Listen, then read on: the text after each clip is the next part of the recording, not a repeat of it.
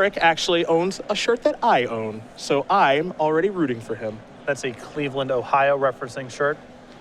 Cleveland known for two things primarily, factories and sadness. Correct. So the joke basically makes itself. It does. That means he must be a Cleveland native. So, Eric, best of luck to you because you're playing against a heck of a player here in Josh McClain, who's starting off with just a 1-1 loam line right now. Needs a little bit of help. Just a little fella off the Sacred Foundry. Brown just started off with a Flooded Strand for his Jeskai deck. After the World Championships and just sort of the recent developments of the modern metagame, we are seeing a lot more blue-white and Jeskai style control decks crop up into the metagame than we have in the months and years previous to that. It looks like Eric Bown does not have a second land, which is unfortunate for him. 25 lands in his list. Did not get a look to see if he had already mulliganed.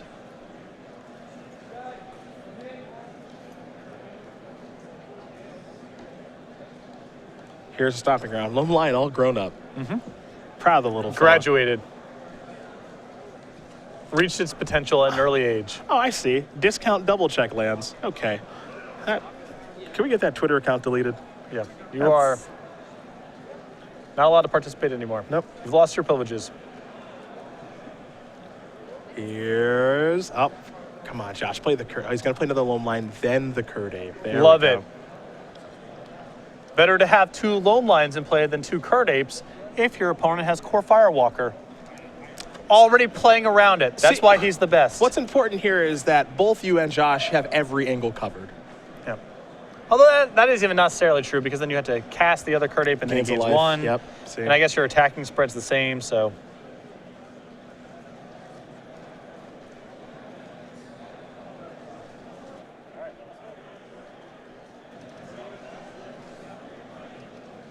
Arid Mesa is land number 3 here for Josh.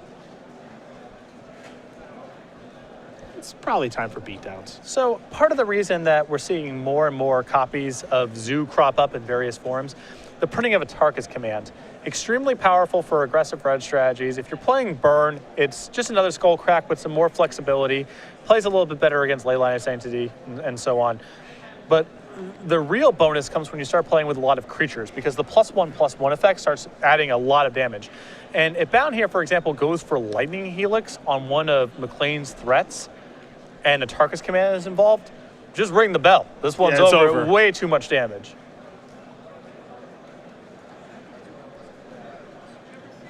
Steam Vents. Entering the battlefield untapped. Bound going to have to take some damage here.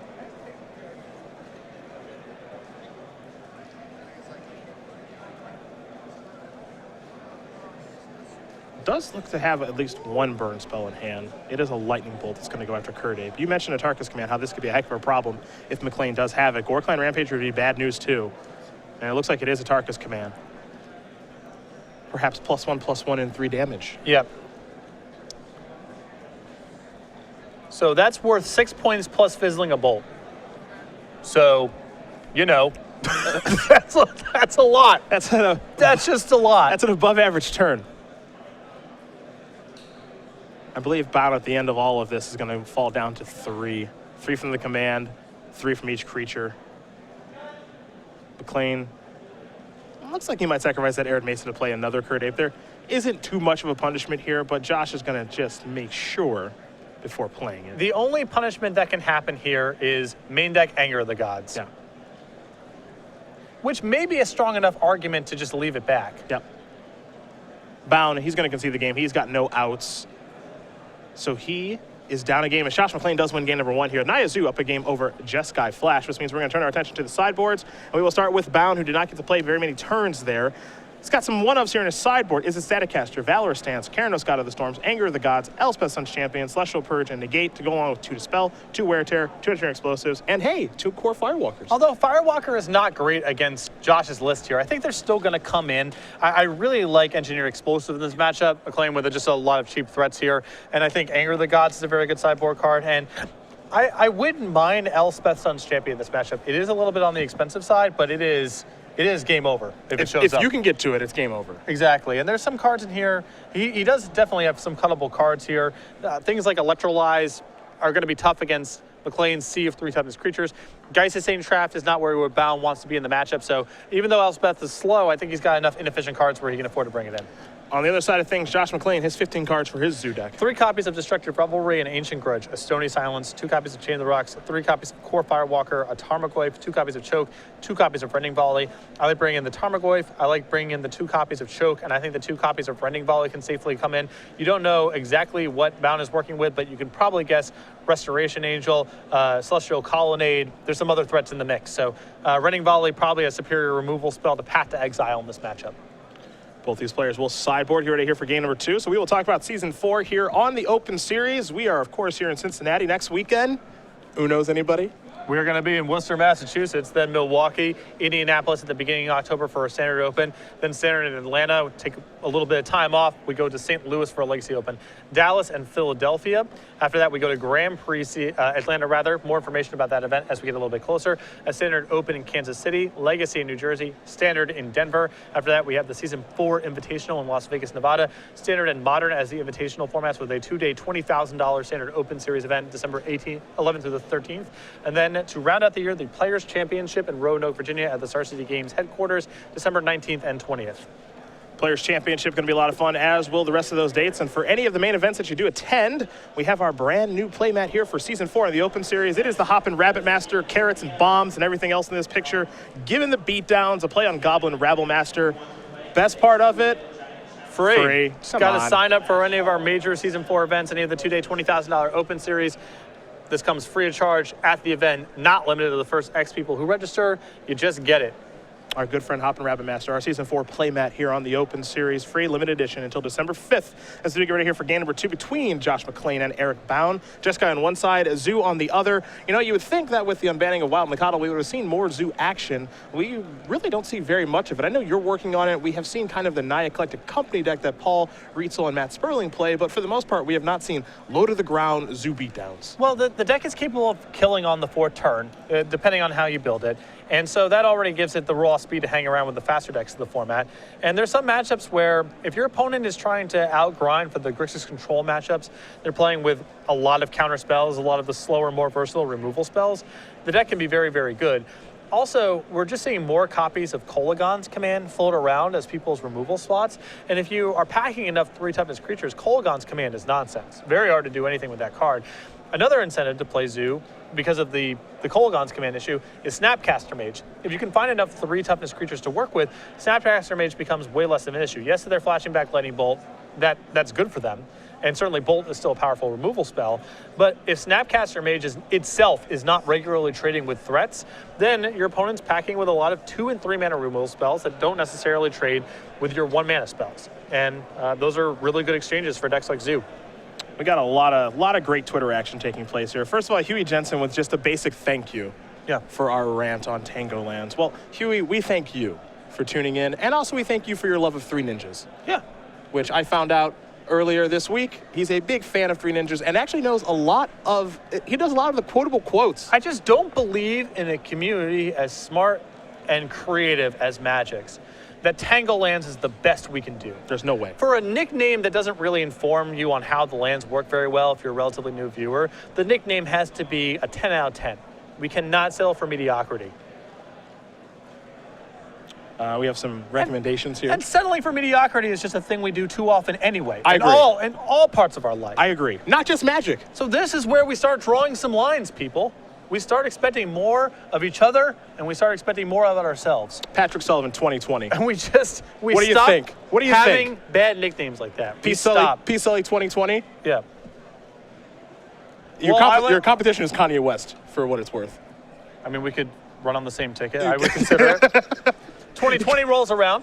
2020 rolls around. I'll be of age to run for president. Good. I didn't know there was an age for that. 35. Had no idea. Okay. It's in the Constitution. 35 is when, back in the day, when someone was old. Got it. Because people just died a lot younger back then. So you're good to go. Right. You're good to go. I will not be your running mate, but I can talk to Mr. West. My people can talk to his people. I'm going to have to do a pretty thorough social media scrubbing of a lot of things. That's just all part of it. It's a lot of, there's a lot of photos and things I've said floating around. We got to get that cleaned up. That's just all part of becoming a politician. That's why you hire the right people. That's right. We have Ben Swanson believes they should be called Count Lands, like the Count from Sesame Street. 1, 2. Well, he usually counts to 3 at least. 2 basic lands. No, doesn't work for you? Yeah. I like where the thought is at here, at least. This one actually plays much better than Tango does. I'm gonna get that. You know, I know someone in graphic design. Eric, gonna take a mulligan here. I could see it could be Sullivan 2020, P Sully 2020 with some flames around it. Mm-hmm. I think that to communicate to the widest possible audience, you're probably best served not having flames on your campaign decals. Do you think that's a bad idea? I'm just saying that I have not seen many politicians do it. Usually you want to stick with red, white, and blue colors, some innocuous or asinine catchphrase, like "we can do it" or "making America great again" or whatever. You gotta find something stupid that resonates. Okay, got it. So my plan was burning down the problems of the United States. Not great. That's a little lengthy. Okay. Okay. I start expecting more out of ourselves. But that doesn't fit on a button. That's a little too long. Make it an acronym. Right. And it'll be fine. Here's an Aaron Mesa for Eric. He's on 5 cards. He's found a hand that he's happy enough with. For McClain, he also has an Aaron Mesa. The question is, does he have a 1-drop? It appears that he does, as Josh is going to go down to at least 19, but probably 17. His deck's got a lot of 1-drops. I'm counting 12, 15, 20. He's got 20. 20 is a lot. You've already got your hashtag going, by the way. PSLA 2020. People are on board. Experiment 1. Did you ever try this 1-drop in your zoo deck? I don't have enough creatures. Experiment 1's definitely a fine card to play, and McClain's playing with way more creatures than I am. I would not be able to regularly get this up to 3/3, and I don't want threats that trade with Snapcaster Mage. McClain's addressing it a different way by having just Loam Lion and Curd Ape and Wild Nicodle and this. He even has Thalia as one of his threats. Thalia also good against Snapcaster Mage. Is a 2/1 first striker. If you're going to play Zoo, you got to make sure that Snapcaster Mage is not 2 for 1-ing you a bunch. That's part of the recipe here. McClain and I are doing it different ways, but it's the same logic.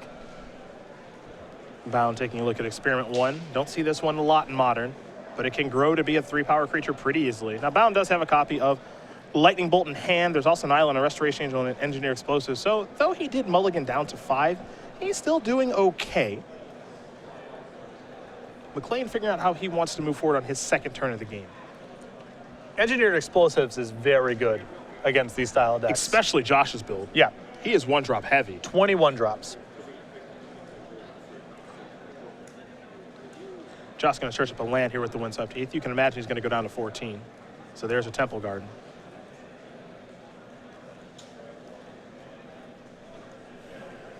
We'll see what's next here for him. It'll be a Wild Nicodle. That one's all grown up. Experiment 1's going to grow up as well. The follow-up is another Wild Nicodle. And all of a sudden, we've got 3 3-power creatures out here. So things are looking good for Engineered Explosives here. Lightning Bolt's going to take care of Experiment 1 with the Evolve trigger on the stack. And now, Bound can play a land, blow up 2 Nicodles, and, you know, he's kind of right back in this The thing. leftovers in Bound's hand are about as good as you can ask for here. He's got a 3rd land, now a 4th land. Yep. Engineer Explosives to clear the board. A Restoration Angel, which, you know, being down on 5 cards, saying go with 4 mana up could just be nothing, you know? And McClain just might make some pretty aggressive attacks the next couple of turns, and it could be a really good spot for Restoration Angel as well. Island to play here for Eric. Engineer Explosives for 1. Now, if I'm Eric, I kind of want to blow this now because of that fetch land. Not only that, not only can something happen to your fetch land like a Mind Sensor, if McClain has Boros Charm here, That's bad. it's not in his list. Yep. He has Gore Clan Rampager, where in this spot as, you know, raw power and more damage, but a lot of things can go wrong here. I was thinking maybe, you know, he sacks the fetch land, Destructive Revelry comes in. Now, Josh probably doesn't board Destructive Revelry because he didn't really see much of a reason to have it in the last game, but Boros Charm is a perfectly good reason why Eric probably want to blow in your main phase, because Boros Charm going indestructible, bad news. A lot of my wins that I've gotten on Magic Online have to do with someone getting too fancy with removal, and things like Boros Charm and a Tarka Command blowing up what they were trying to do. So you want to err on the side of main phasing your removal spells against these zoo lists, because they have a lot of tricks to be even sweepers.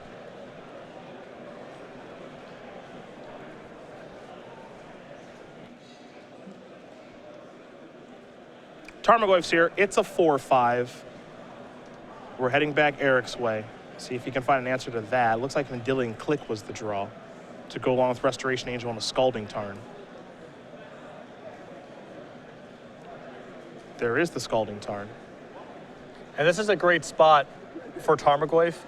These smaller zoo lists, Restoration Angel, set aside any synergies. A 3/4 flyer blocks everything at value. Yeah. So McClain just having the biggest thing on the block here is really good for him right now.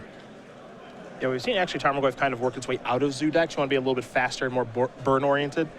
But right now, Tarmogoyf is looking pretty good for Josh, so it looks like he's going to sacrifice this Wooded Foothills. Looks like Goblin Guide in hand here for McClain. But he'll wait on the sacrifice. Draw a card. And it looks like Bown in the draw step is going to cast Vendilion Click. Vendilion Click, pretty mediocre in this matchup. It's not great. And I think what Bown is hoping to set up here is, you know, I play Vendilion Click, get the best card of your hand. Next turn, I get to chum block the Tarmogoyf, blink out with Restoration Angel, the Vendilion Click, get another card out of your hand. Now I've got some stuff in play, but that's a very hard angle to try to attack Zoo from because it's so easy for this deck to kill a Vendilion Click. Click likely to target McClain. Don't think Eric has any interest in targeting himself and turning Restoration Angel into a new card. McClain's hand, he's got a Lightning Bolt over there, Tarkus commands. Lightning Bolt's going to go after Vendilion Click. Get that out of the way now, will Josh. You see the hand, Tarkus command, Gorecline Rampager, and Goblin Guy. Pretty good hand here from McClain. It's hard to click these decks effectively because the pieces are so redundant. I guess what Bown can do here is take Gorecline Rampager and then hope next turn he gets to use Restoration Angel to block Goblin Guide for profit, even through a Tarkus command.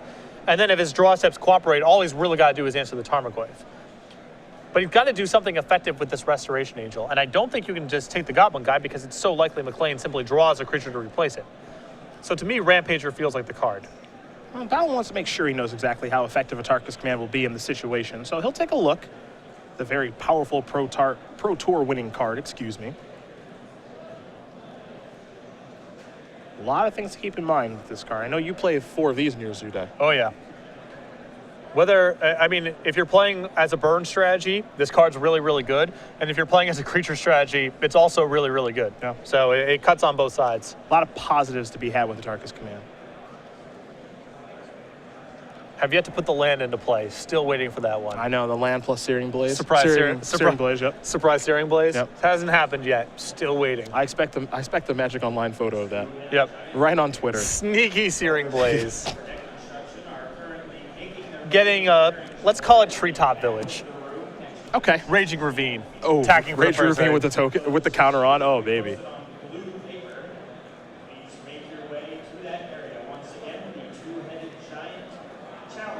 Well, Bown does have some options here, but as you mentioned, it's hard to poke a hole in this. I think it's got to be. I'm not thrilled with the selection from Bound. I think it needed to be Rampager. Now his Restoration Angel provides no defense. Sure. Because he can't block. He can't even block Goblin Guide now. Yep. If Tarmogoyf was coming in the red zone and Goblin Guide was not played pre-combat, I would be feeling a little scared. Yeah. Here's an attack for 4, because maybe another Tarmogoyf's on the way now. McClain going to sacrifice that Wooded Foothills.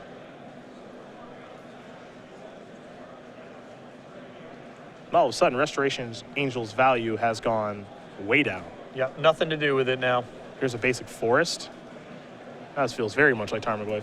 Maybe Thalia, but it's a 2-drop nonetheless.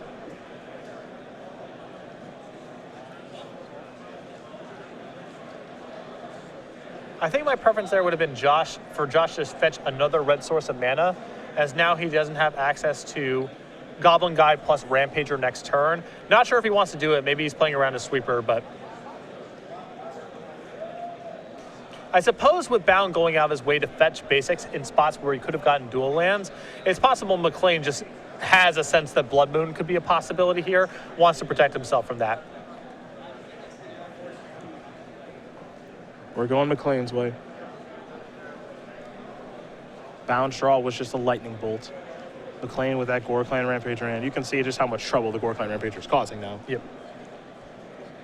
Now, if McClain plays the guy before it looks like McClain has picked up a path, so now he can still make this attack safely. Sure. Trigger for Goblin Guy. Take a look. The castle. A Ganjo Castle. A Khans of Tarkir staple. Excuse me. Pardon me. Champions of Kamigawa staple. Yep. I'm getting these sets mixed up today. Combo with Isamaru. Combo is a little strong there. But, I'll give it to you. It's not a combo. Yeah.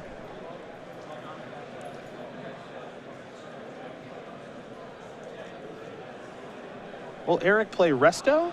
Or will we go with Lightning Bolt? Looks like he's going to go with Resto. It kind of has to be Restoration Angel now because this is probably the one opportunity Bown has to block before Gore-Clan Rampager becomes a consideration again. Now we know McClain's drawn Path and it doesn't really matter all that much. But this would be the best shot. Because Bown has Bolt in hand. Yep. So now he can try to do this now and then, bolt something next turn on his own turn, and Rampager can't protect it because Rampager can only be used while Josh is attacking.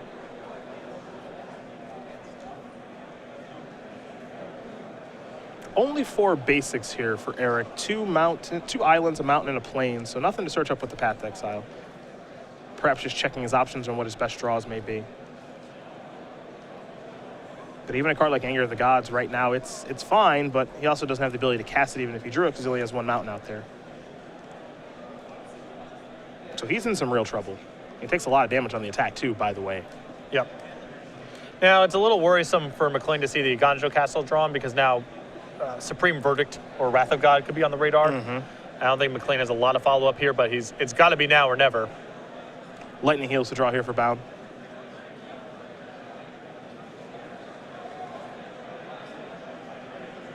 Uh-oh. Well, it's a Gore-Clan Rampager he knows about, so it's time to go to the attack step.